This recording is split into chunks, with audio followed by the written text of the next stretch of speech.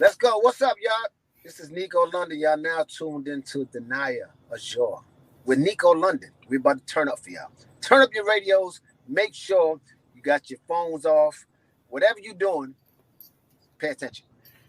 Hello, Nikko. How are you? I am doing fantastic. And how are you? I am good. I am good. So I was blessed enough to meet Nikko because he's doing some work with DeMarco Grant, who is another one of my guests. So Absolutely. yes, And yes. he told me about your lovely services and your lovely self. He told me about what you do over there, and I said, "Wow, that sounds interesting." He said, "Yeah, it's something you should be a part of it." I said, "Yeah, I'll be glad to." So now I'm here. That is definitely what's up. So how did you originally get into music? Man, I've been doing music pretty much since I was like 7, 8 years old. I've been dabbling in the music, around the house. My mom, that's all she played is music. My dad, that's all he played is music. From two different spectrums. So my dad is West Indian from Barbados, St. Vincent. So I'm half Okay. Bayesian. And then my mom is African American. So my mom playing the oldies, and my dad is playing the reggae, Bob Marley. So I kind of grew up in between two cultures. You get it? Nice. So I've been in music all my life, pretty much. I love it. I love it. So what was the first song that you ever wrote? Man, I done wrote maybe over 300-400 records since then. I don't even know, to be honest with you. But whatever it wasn't good. It probably wasn't good. Can you remember the first song you ever recorded? I don't remember that either.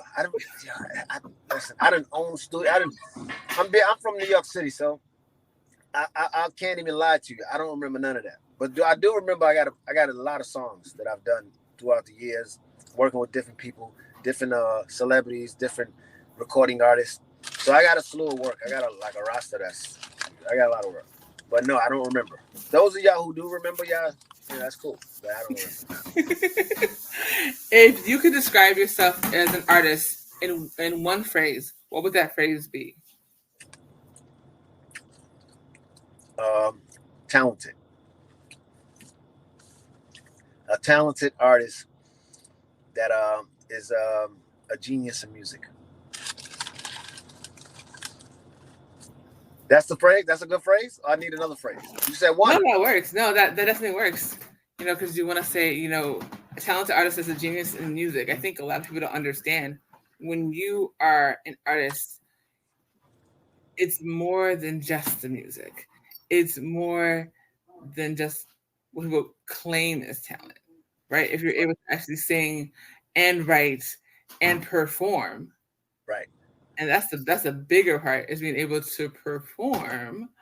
Um, Yes. when it comes to being on stage, Yeah. I think that's a lost art.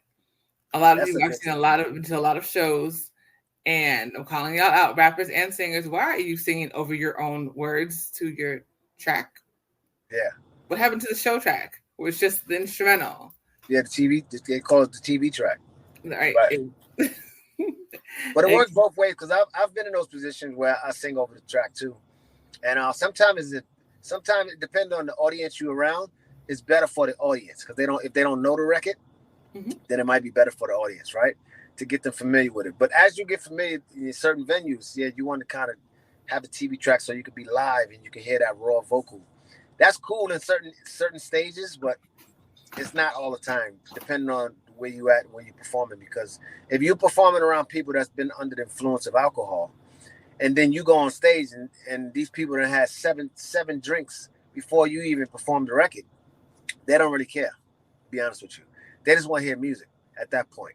But if you're at a wedding, or you're at a church, or you're at a bar mitzvah or something like that, or whatever the case is, and there's people that's paying attention to you performing, and they want to hear those raw vocals, then that's different.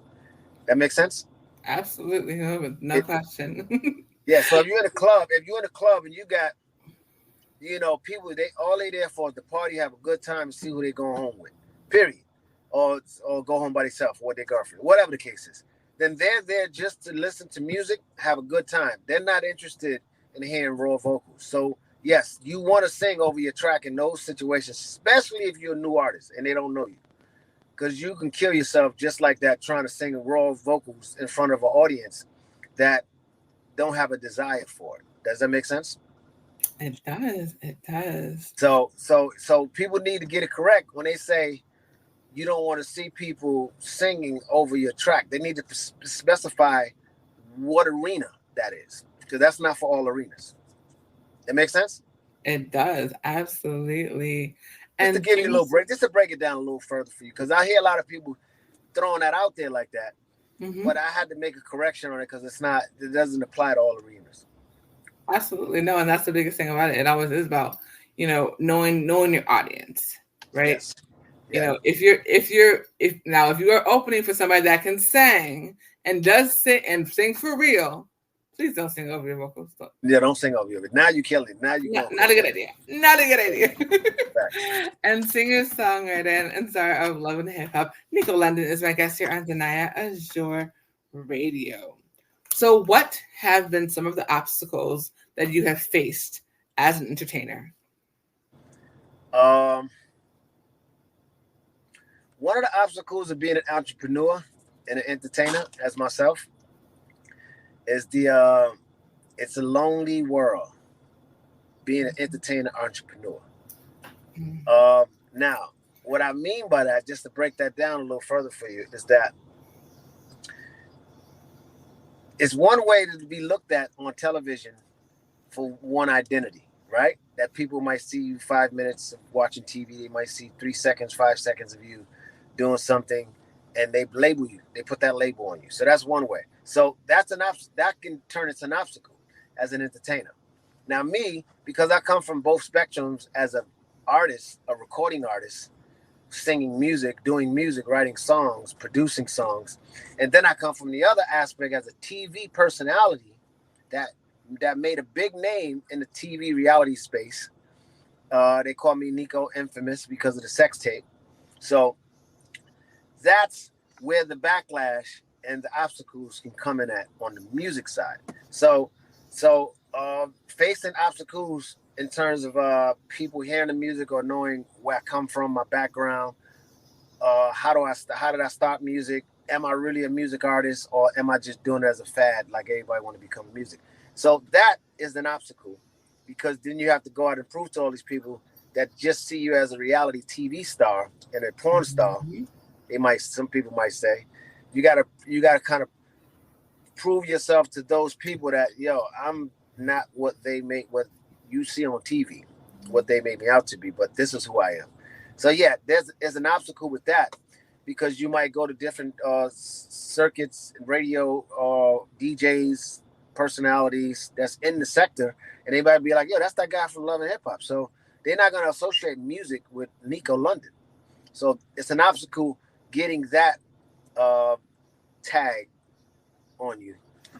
And it's basically being consistent in what you do. So those have been some of the obstacles. Another obstacle of mine has been making money in the space of reality TV, like walkthroughs and stuff like that. Certain promoters might not want to have me in their venue because, and this is old stuff now, but when the tape dropped, I had a lot of those obstacles where people didn't want to patronize me. Make sense? Definitely. So then you get that too with the girls not wanting to patronize me because they looking at me as a womanizer, as this guy that was on Love and Hip Hop that leaked the tape, which everybody knows now that we planned the tape together. So it wasn't like I leaked anything. Me and her actually planned this like Bonnie and Clyde. Like we sat down and mapped this out together. But as it was going on and the drama was unfolding on TV, nobody knew that. They all looked at it like this guy leaked the tape. This guy leaked the tape. He's a scumbag. He's a womanizer. He's out for money and all this other kind of stuff, which is not true. I'm actually the opposite of that. Right. But so those are the things that put obstacles in front of you. Does that make sense? Most definitely. So what was your reaction when you got the call to be on Love and Hip Hop? I never really got a call. I got a call from Mimi to be on Love and Hip Hop, but I never got a call from the network to be on Love and Hip Hop. So I kind of like Debo my way in on Love and Hip Hop, if that makes any sense. It So, does. so me and Mimi had a fling before TV even Love and Hip Hop even existed. Me and her used to fuck around with each other. Excuse my language. Way back in the day, and we did our thing, and we remained friends. So when Love and Hip Hop came around years later, it made sense. I was the necessary evil to combat her baby daddy, which was Stevie J at the time, on television. I was the perfect necessary evil because me and her already had something. That makes sense? Yep. So they didn't have to go out looking for somebody. That they was looking for people initially before I came to match up with her so somebody could combat Stevie. But they didn't find nobody. They went after ball players, all kind of different people. But they didn't find nobody. So I came along, I was a necessary evil. So I kind of Deboed my way on the show. And when I say that, when I entered her life, we were already hanging out while she was on TV. And we're doing our thing and blase, blase, blase. I was in Atlanta. We couldn't be seen because she was filming with Stevie. But she would come over to my crib in Atlanta, blase, blase. So the show really never called me to come on the show. What happened is Stevie J did something and put her out there as a bad mom on radio with what was the girl name that was working the Atlanta radio station at that time. But basically it come to me. But one of the biggest female personalities in Atlanta at that time that was on radio had called Mimi and said, come up to the radio station to air this out.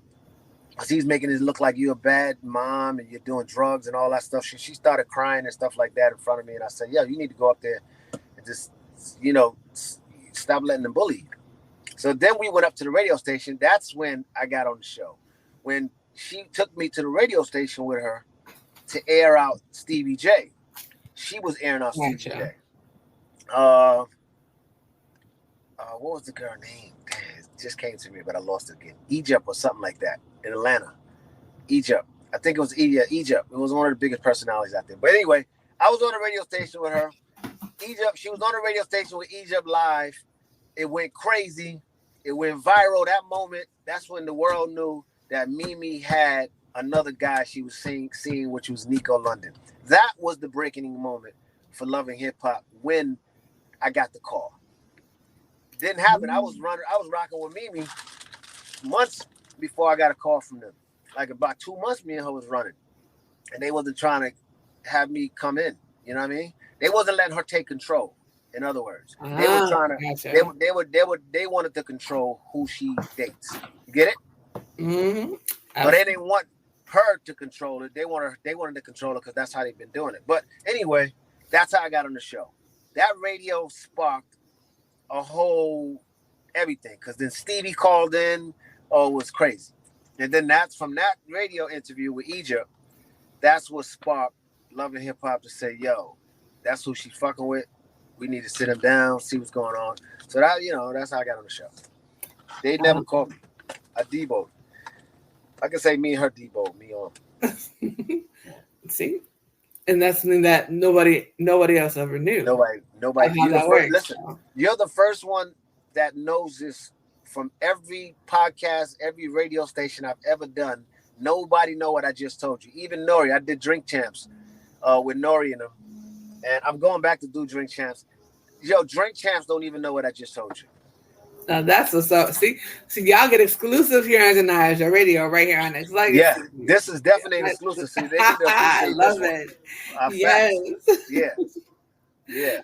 And singer-songwriter, star of Love and Hip Hop, Nikko London is my guest here on Danaya Azure Radio. So what has been one of your most memorable moments about being on the show? One of my memorable moments of being on the show is when I shot my video. Me and my partner at that time, we had shot a rap video on the show. And this is the time that K. Michelle had decided to get her shine on and use me and use my boy as the guinea pigs, as the bait. And this is what was told. This is what the show told her to do. Go in there and disrupt their video while we're filming their video. Whatever you got to do. disrupted. So she disrupted our video by making it seem like she knew my that making this look like my boy that we was rapping together, making it look like he gay, right? Like, Wow.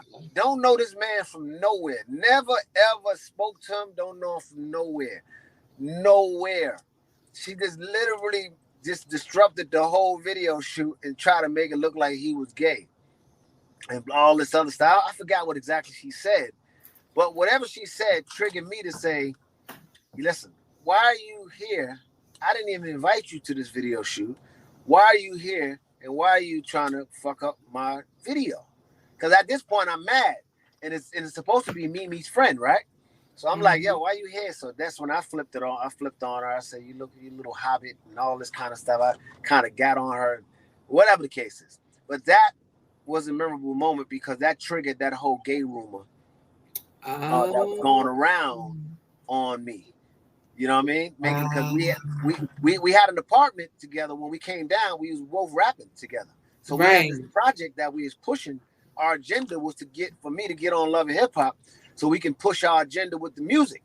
That was the game. That was the plan. You feel me? So me and him was doing music up in New York and Connecticut. We already had an album about to push out. We just needed to promote it, to get it promoted. So what better promotion than me being on Love and Hip Hop and we being able to promote a project? Exactly. You understand what I'm saying? That makes sense. He wasn't on the show, but we went down to Atlanta together because it's my boy. We got a project together. So when she came with the, wanting to promote all of that gayness, that's when I flipped out of the video shoot. I said, "Get out of here, you little hobby! Look at you! You can't all I can." I was snapping on at that point. So that was the scene for my video shoot. I didn't know that. I'm thinking that we doing a video shoot. We on Love and Hip Hop. We got the film crew filming our video. It's gonna be on the show. I'm thinking they giving us that look. I'm thinking they giving me that look, right? But no, that look, they gave me that look just to fuck up the look. You get it? So what took precedent is not the video. My video didn't take precedence on the show. What took precedent is what K. Michelle said and made it, try to interpret it and make it look like we was on some gay shit. You get it? And that was like a moment that stuck with me like damn near my whole TV career. But I was laughing at it because I'm not gay. I respect gays. I ain't got nothing against them, but I'm not gay. Right. I'm far from that. I'm a whole heterosexual man, like that love liquor. You know what I mean? So it was like when that went on, that's what. So to answer your question, that was a moment, a memorable moment. Wow. That's exactly how. Yeah, that's how it went down. Oh man, we getting all the tea today. Because you know why? Listen, I tell people this. A reporter or a person that's asking you questions, I don't care what podcast you're on. You could be on $1 Million Game. You could be on, it doesn't matter the podcast. You do Drink Champs. But the questioning is what allow a podcast or interviewer to be different from other interviewers and podcasters or questionnaires, right? So that's always what's going to make a person stand out if you got that kind of ability. So your questioning is what's allowing me to give you these answers. Like normally I go to radio stations and they only limit it to ask me certain things. I have my people's management. They be like, yo, you can't ask them these questions or whatever the case is. But those are certain stations, of course, the mainstream, you know what's going on. Anyway. Absolutely. So when people ask me certain questions and I give it up, take that and run because I'm giving you real raw, nobody heard before because I ain't get those questions before. You get it? So it's based on the questions. So you asking some good questions. Absolutely. So what has been your favorite place to travel and why? I don't even have a favorite place. I feel like the world is my oyster. The world is my everything. I just got to get to the places that I ain't never been. But I'm everywhere. I don't have a favorite place. I want to see everywhere. I believe we on this earth and we can create it ourselves or we can go to it where it's already created. You just got to have the finances to be able to get there. So I don't have a favorite place yet. I can't even tell you where because I ain't stopped. It ain't stopped for me. It's still going. So I just got places I like. and I'll go back to, but I don't know if I have a favorite place yet. I haven't been to enough. I love it. I love it. So, what would you say? Because you've collab. Well, actually, first before I say that, who are some of the artists that you have already collaborated with?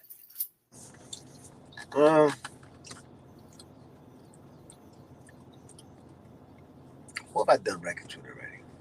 Great question. My old stuff I've done. I mean, Gerald Levert. Who else? Case. Tamia. I haven't done the collaboration with Tamia, but I wrote a record for Tamia. Paula Deanda wrote a record for her. Who else? Timberland. I collaborated with Timberland. Jim Beans. Who else? I collaborate with Trackmasters. I collaborate with the Runners. Yeah, so just to name a few. So with that being said, who would be your dream collaboration and why? My dream collaboration and why? I don't know if I have a dream collaboration, but I do want to collaborate with some of the Afrobeat artists that's up and coming. Right now, the ones that's out, even some of the big ones that's out right now. I'd like to collaborate with some of the guys that's out right now. But I'm about collaborating with new, fresh talent. It's about the talent to me, right? So it's about if you dope, you dope. So, I don't know. I don't have.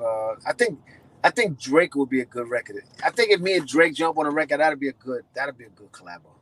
That definitely would be fun. Drake, no, hold up. Not only Drake.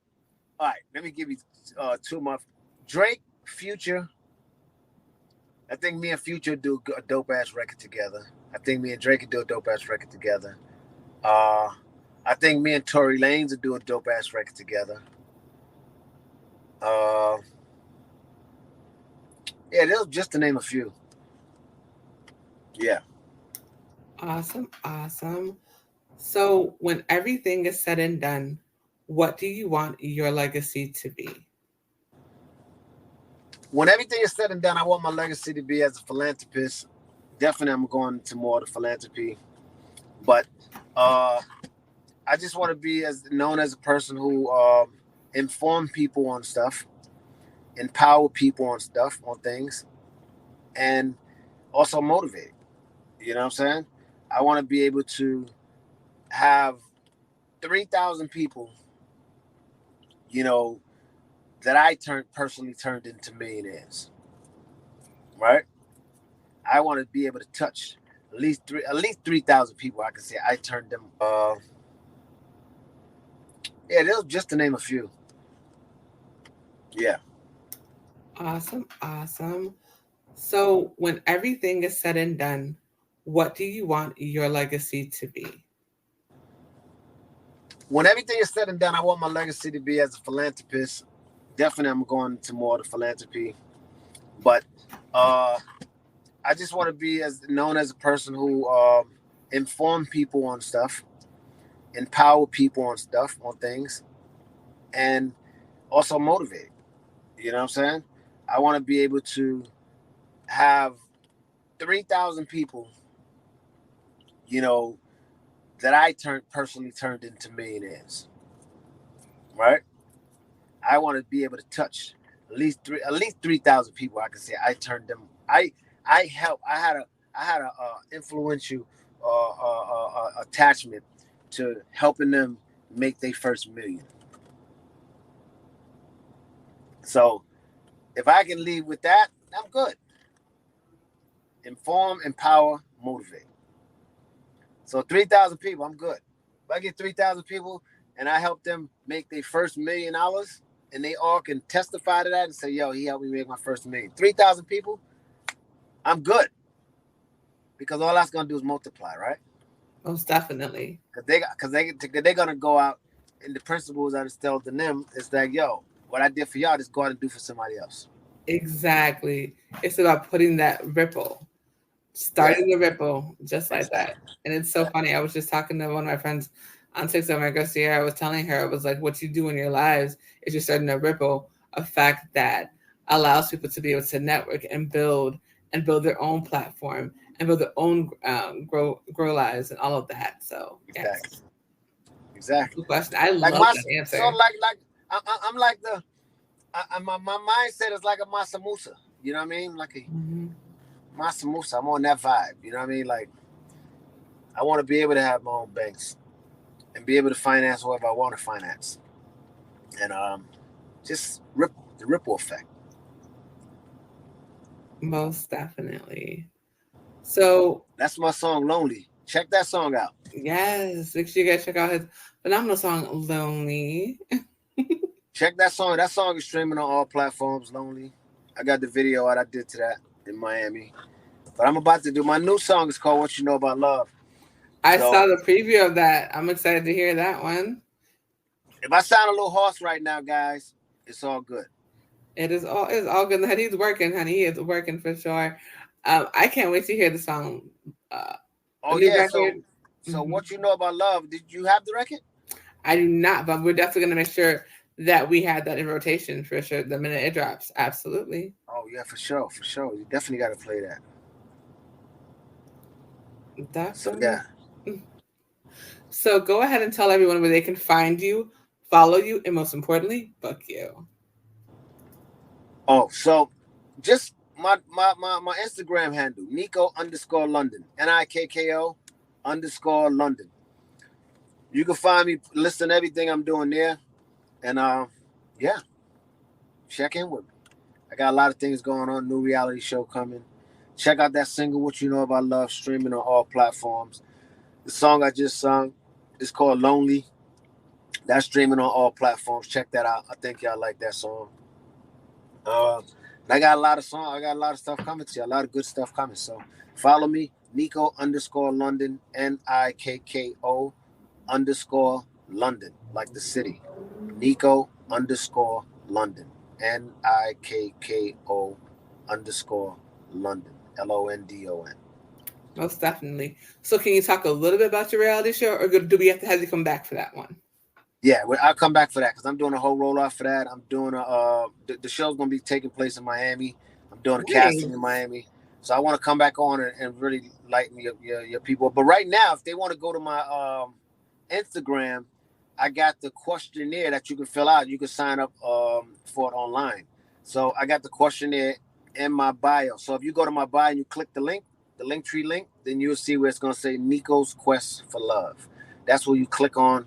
You fill out the questionnaire for faster response. Upload a little quick video, 5-second video, so I can get it right there. My team get it right there. We can see it. We can see what you look like. We can see your personality right there. If you just want to fill it out without sending the video, you could do that too. Just a longer response because I can't really see you until you come to the casting. But if you wanted to send everything right there, a little 5-second video real quick of yourself, that's even it's going to faster your response. So go to Nkko London. Nikko_London, go to my bio, click the link tree, you'll see it. It's gonna say Nikko's Quest for Love. Click that, it's gonna take you right to the questionnaire.